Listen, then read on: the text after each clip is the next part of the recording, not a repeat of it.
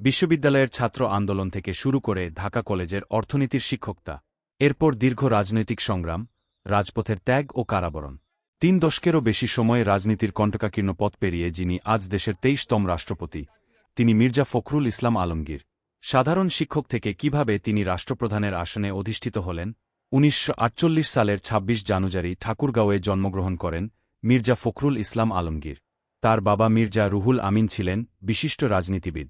ছাত্রজীবনে ঢাকা বিশ্ববিদ্যালয়ে অর্থনীতিতে পড়াশোনাকালে তৎকালীন পূর্ব পাকিস্তান ছাত্র ইউনিয়নের মাধ্যমে রাজনৈতিক অঙ্গনে পা রাখেন।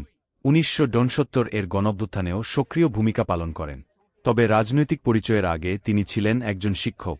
১৯৭২ সালে ঢাকা কলেজে অর্থনীতির শিক্ষক হিসেবে কর্মজীবন শুরু করেন।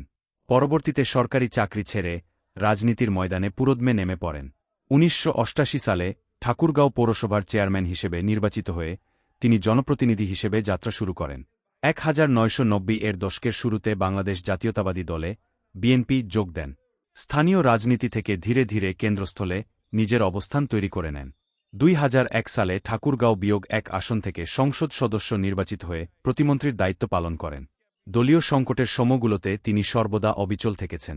২০১১ সালে ভারপ্রাপ্ত মহাসচিব এবং পরবর্তীতে ২০১৬ সালে স্থায়ীভাবে বিএনপির মহাসচিব পদে দায়িত্ব নেন। রাজপথের আন্দোলন ও আইনি লড়াইয়ের মধ্য দিয়ে দেশের অন্যতম পরিচিত মুখ হয়ে ওঠেন তিনি।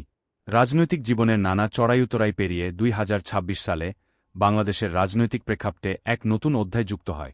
জাতীয় সংসদে অনুষ্ঠিত রাষ্ট্রপতি নির্বাচনে ২৫৫ ভোট পেয়ে তিনি দেশের ২৩তম রাষ্ট্রপতি নির্বাচিত হন।